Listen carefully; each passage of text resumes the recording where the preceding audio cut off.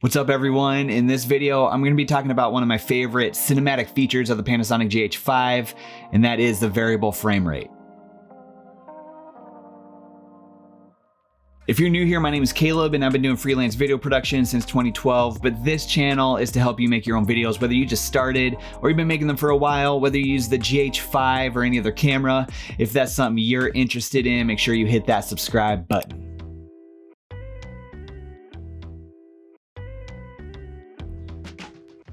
Now, before we get too far into the video, I want to tell you about a giveaway that I have. Details will be at the end of the video, but Zeppin and I partnered together because they are celebrating something that I think is actually really cool. Recently, Apple released the iPhone 12 and they put together a bunch of, promo videos, that type of thing, showing the video capabilities of the iPhone 12, which looked pretty awesome. But in one of the behind the scenes videos, the Zeppin Micro 2 motorized slider was used to make part of that video with the iPhone 12. So Zeppin is celebrating that free publicity and they are giving away a Zeppin Micro 2 motorized slider and you have a chance to win it. So the details of the giveaway will be at the end of this video, so make sure you stick around and check out those details. So what is this cinematic feature of the GH5 called the variable frame rate? Well, first of all, it's gonna give you in-camera processed slow motion. But the variable frame rate can also be used for like a hyperlapse or maybe even a time lapse. So what you're able to do is go in, pick variable frame rate and pick any frame rate from 2 frames per second all the way up to 180 frames per second. And that is gonna process in camera, it's gonna process to whatever frame rate you like, whether that's 24 frames per second or if you shoot in 30 frames per second, it is gonna process that file as a 24 frames per second file. Okay, I don't know, that might be a really bad way to explain it, but basically you're getting in-camera processed files, slow motion or hyperlapse in your desired frame rate, like 24 frames per second for me.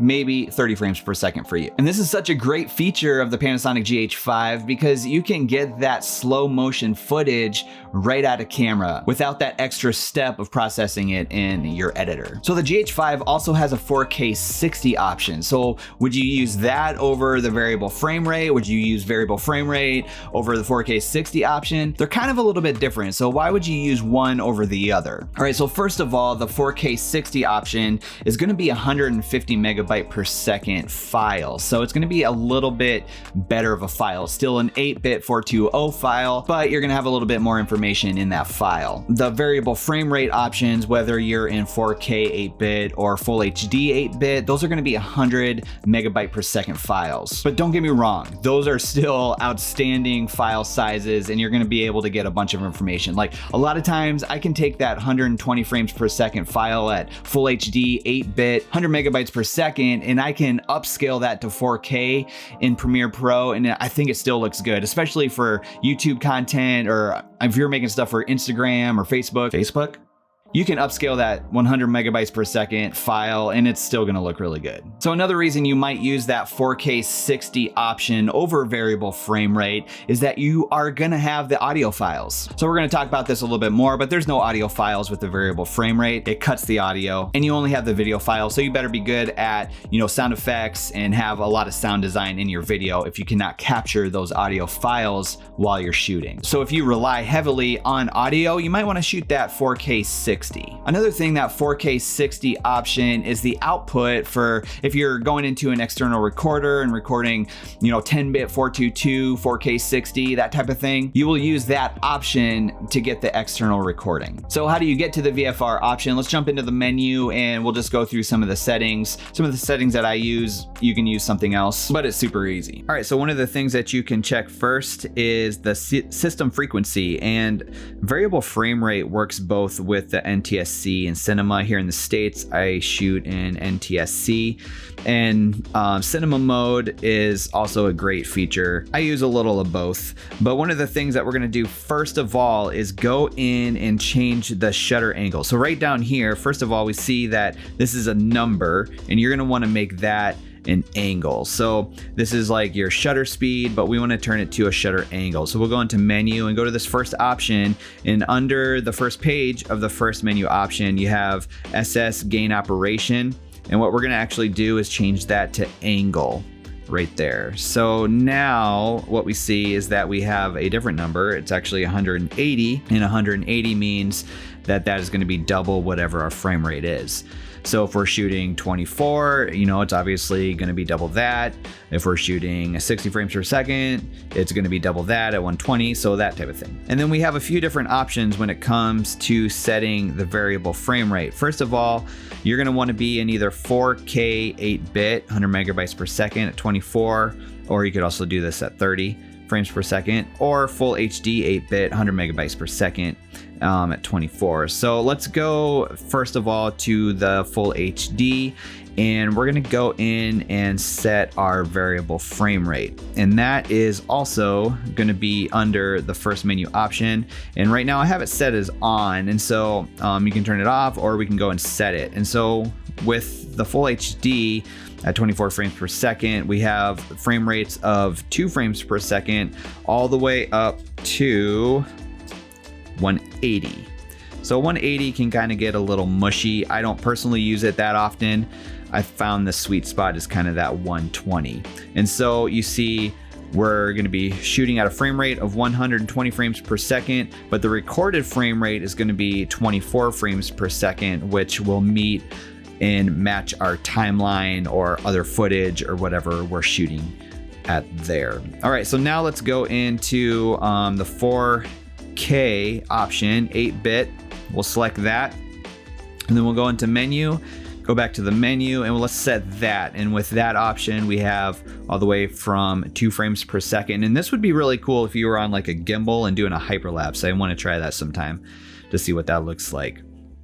This goes all the way up to 60 frames per second and the recorded frame rate of 2398, which we want in our editing timeline. So another thing you might want to do with some of these is actually set up some shortcuts. So here I have my function 3 button set up as the different record quality, so I can easily get to, you know, full HD or 4K 8-bit. But then I have my function 1 button right up here, function 1. If I hit that, it's going to go to my variable frame rates. And so then I can right from there hit it, set it. It's going to be 4K 60, and remember my shutter angle is going to be double whatever my frame rate is. Another option that you could do is go up here and set the dial knobs. So you can set these as different customs. So I have custom 1 set at 120 frames per second. That way if I go there, it's automatically going to be there. The ISO we can adjust, that type of thing, but rather than going in hitting a bunch of different buttons, I can do that. And then my C2 here I have at, you know, the 4K 8-bit 60 frames variable frame rate. So if you're a run and gun GH5 shooter, maybe setting up these custom buttons might not be a bad idea for you. So I'm just gonna go through some shots that I've done in the past, whether that's client work or some of this YouTube content that I'm doing. I'm just gonna show you some of those shots, the different variable frame rates that I've been using. And you can really see how it's processed and how smooth it is. I love using the variable frame rate on the GH5, and take a look at some of these shots here. I'll put up what I'm using in each clip.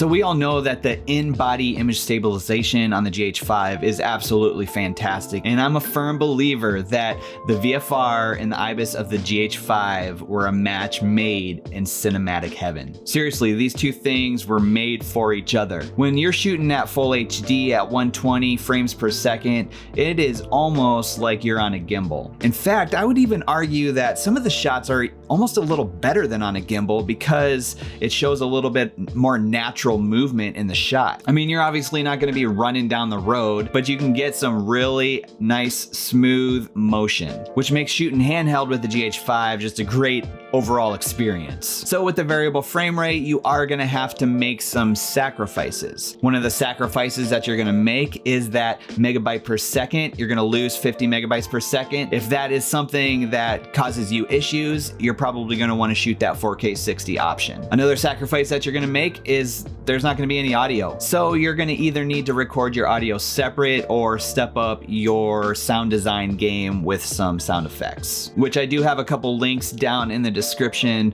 for libraries of sound effects and music if you're looking for those. Another sacrifice that you're going to make is that you don't have any autofocus option with the variable frame rate. It basically shuts down and shuts off the autofocus option. So make sure you're practicing your manual focus. Not that a lot of us are using autofocus on the GH5 anyway. I mean, that's pretty common knowledge. But one of the things I like using is the focus lock, and you lose that as well, at least from what I've seen. So how about you guys? Do you use the variable frame rate option? Let me know down in the comments some of your favorite ways to shoot. All right, so let's get into the details about this Zeppin Micro 2 motorized slider giveaway. First of all, let me just say I am super impressed with this slider. If you have not seen my video about this slider, make sure you check that out. It's gonna be right up here. And the fact that Zeppin wants to give one of these away is just an incredible opportunity for you. So for you to enter this giveaway and celebrate with Zeppin with their slider being featured in this behind the scenes video for Apple, it's gonna be super easy. All you need to do is click the link that I have set up down in the description, and it's gonna take you to a landing page on my website. And from there, you just need to follow the instructions, but make sure you do follow the instructions, because if you're the winner, we wanna make sure that we can get a hold of you.